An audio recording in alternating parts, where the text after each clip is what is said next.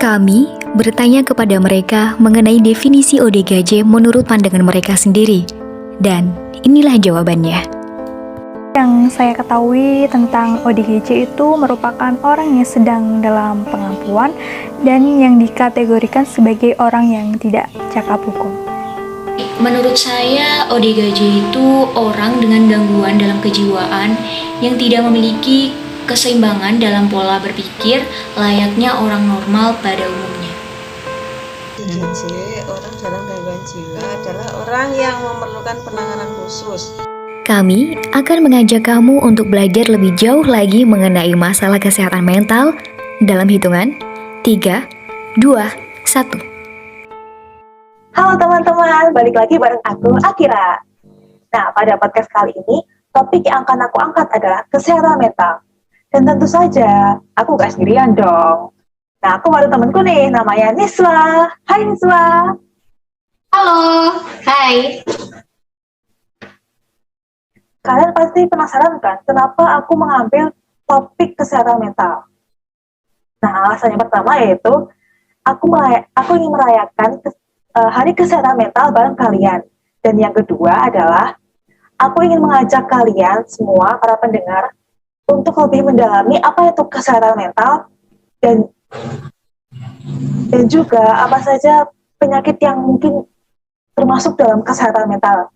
Nah, topik ini akan aku kupas habis bareng Niswa. Hai Niswa, gimana kabarnya?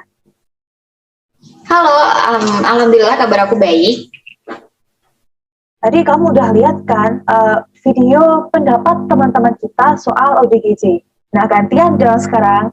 Kalau menurut Niswa sendiri nih, ODGJ itu kayak gimana sih? Menurut pandangan aku mengenai video tadi dulu ya, kebanyakan dari mereka itu mendefinisikan ODGJ itu sebagai orang gila, orang yang gak waras gitu ya. Padahal kalau kita mau belajar lebih lagi, sebenarnya ODGJ itu sendiri jenisnya ada banyak.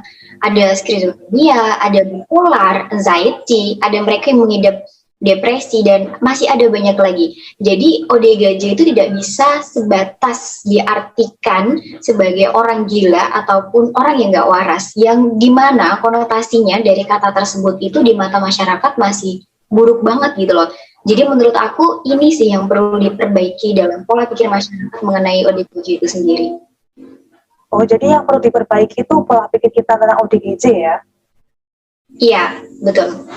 Nah, Niswa sendiri nih, sebagai penderita bipolar ya, pengalaman kamu dalam lingkungan masyarakat yang kamu tahu lah ya, masih awam banget soal kesehatan mental nih, kayak gimana sih?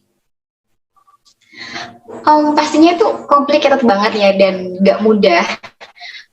Soalnya bagi aku sendiri, untuk bisa ada di fase sekarang dimana aku perlahan mulai bisa nerima diri aku sendiri, itu harus ngelewatin banyak banget hal yang bisa dibilang susah gitu. Fase-fase itu merupakan fase tersusah gitu. Dan menurut aku ini semua tuh bergantung kepada sikap orang di sekitar aku, gimana mereka itu bisa menerima keberadaan aku sebagai penderita bipolar di tengah-tengah mereka gitu. Jadi sikap mereka terhadap aku pada waktu itu sangat mempengaruhi kondisi aku.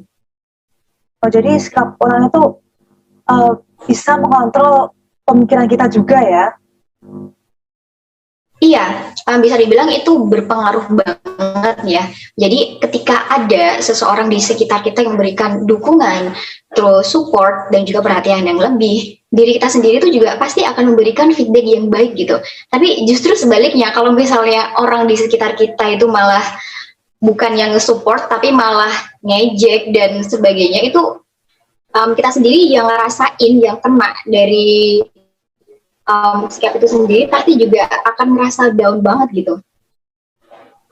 Jadi karena kita kan juga hidup di lingkungan masyarakat ya, pasti mereka lebih memberi pengaruh besar daripada keluarga juga ya.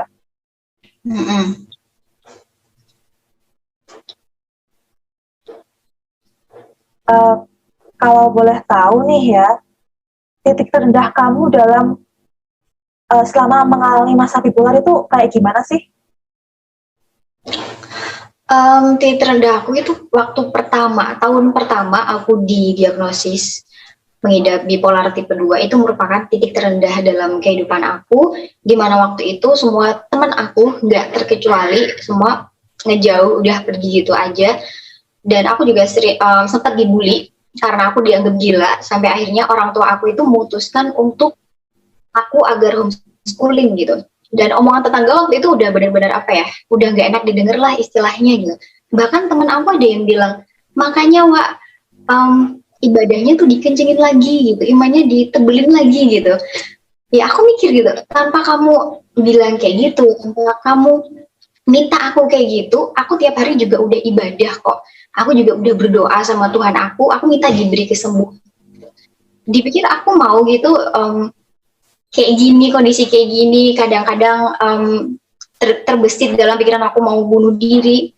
Terus juga di sisi lain kadang aku jadi orang yang super excited banget, mood aku bener-bener naik turun gitu, aku juga nggak mau kayak gini. Tanpa kalian tahu juga aku udah berusaha keras buat bisa sembuh gitu. Kalau boleh tahu nih ya, maaf banget, trauma apa yang ditimbulkan, trauma apa yang sampai bisa membuat kamu terkena bipolar ini? Sebenarnya ada banyak ya, karena trauma itu benar-benar ngasih impact yang besar banget buat kondisi aku. Tapi kalau tentang trauma yang impactnya benar-benar besar itu, aku merupakan anak broken home. Aku merupakan anak broken home, jadi waktu umur 6 tahun orang tua aku bercerai, dan itu benar-benar membawa impact yang besar banget buat mental aku, kebawa sampai sekarang. Istilahnya itu aku punya luka yang aku pendem sendiri, yang aku nggak mau bagi ke orang lain, sampai akhirnya luka itu sekarang malah bernanah dan sakitnya tuh nambah sakit banget gitu loh. Aduh, sedih banget kalau dengerin. Aduh, astaga.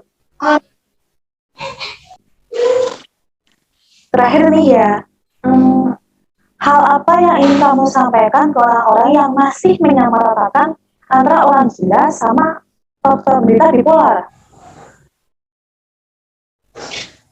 Aku cuma ingin bilang ke mereka, jangan panggil aku orang gila, jangan panggil aku orang yang gak waras gara-gara aku bolak-balik ke psikiater. Aku cuma ODGJ yang butuh dukungan dari kalian semua gitu, butuh support gitu. Stop berasumsi bahwa mereka yang ODGJ itu adalah orang gila, dan stop menyamaratakan antara ODGJ dengan orang gila gitu. Daripada berasumsi seperti itu, mending kita semua alangkah lebih baiknya memberikan support, memberikan dukungan bagi mereka yang saat ini tengah berjuang untuk sembuh dari ODGJ. Nah, gimana teman-teman dengar? Udah dengerin kan cerita Deniswa dari awal sampai akhir tadi. Nah, tanpa kita sadari nih ya, kita itu sebagai masyarakat juga memegang peran penting untuk mensupport mereka. Nah, ayo kita semua ubah pola pikir kita dan terus memberikan dukungan untuk para ODGJ. Akhir kata, terima kasih ya sudah menonton podcast ini sampai akhir. Selamat Hari Kesehatan Mental. Sampai berjumpa kembali.